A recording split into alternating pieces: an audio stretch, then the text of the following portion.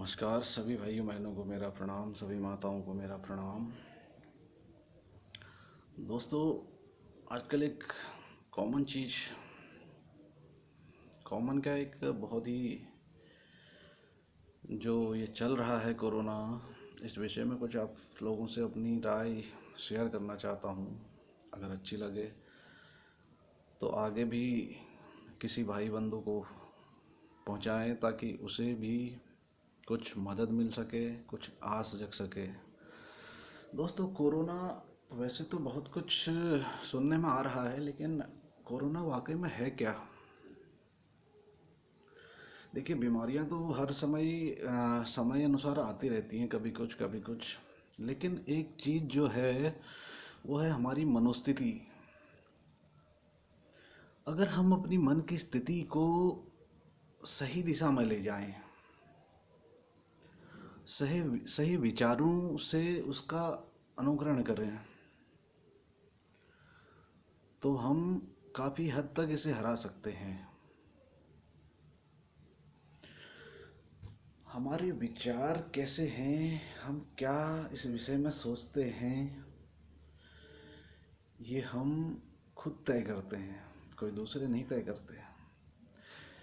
मनोस्थिति आदमी की एक ऐसी स्थिति होती है जो हमारे शरीर में उसी तरह इफ़ेक्ट करती है जैसा हम सोचते हैं।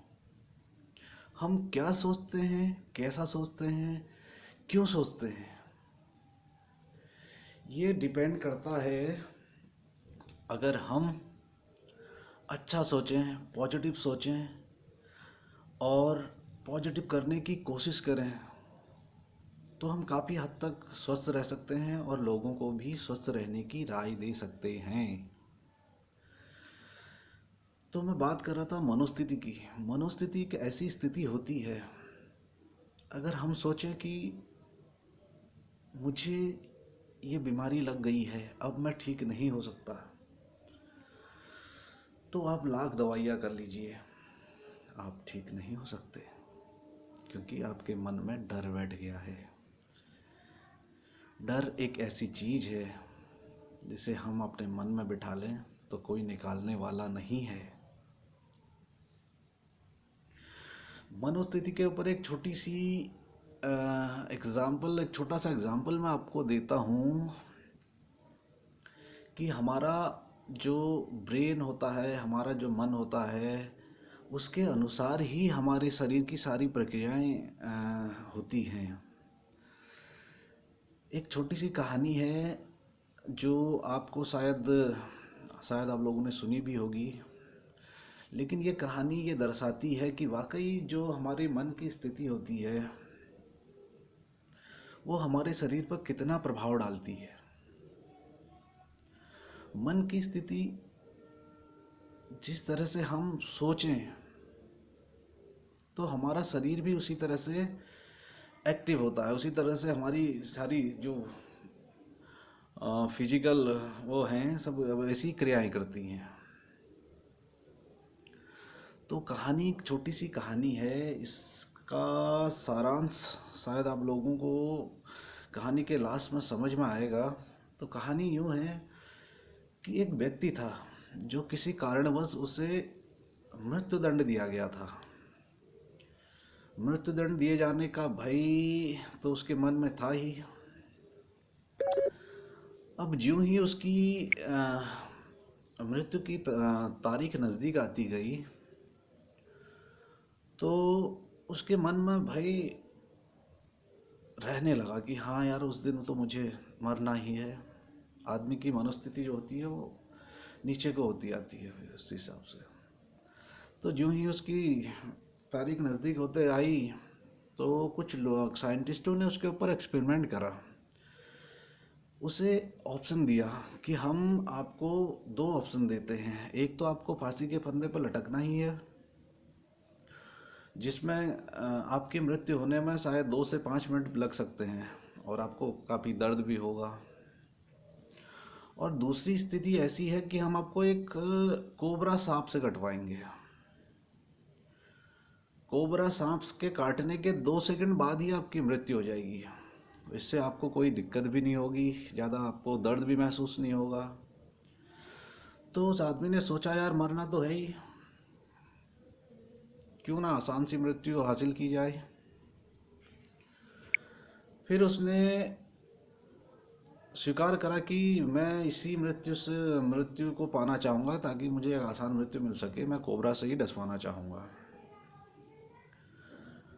तो उसके बाद अगला दिन आया, उसे मृत्यु के लिए खड़ा किया गया, उसे कोबरा नाग दिखाया, सांप दिखाया गया। बोले ये देखिए, ये सांप आपको डसेगा और आपकी तुरंत मृत्यु हो जाएगी। तो उसके बाद उस व्यक्ति की आंखें बंद कर दी गई, उस पर पट्टी बांध दी गई उसकी आंखों पर, और उसको कोबरा नाग से डसवाया गया। बातों को ध्यान में रखिएगा, कोबरा नाग से डसवाया गया, कोबरा नाग से डसवाया नहीं गया। उसको खाली एक पिन चुभाई गई। पिन चुभाने के 2 सेकंड बाद ही उसकी मृत्यु हो गई।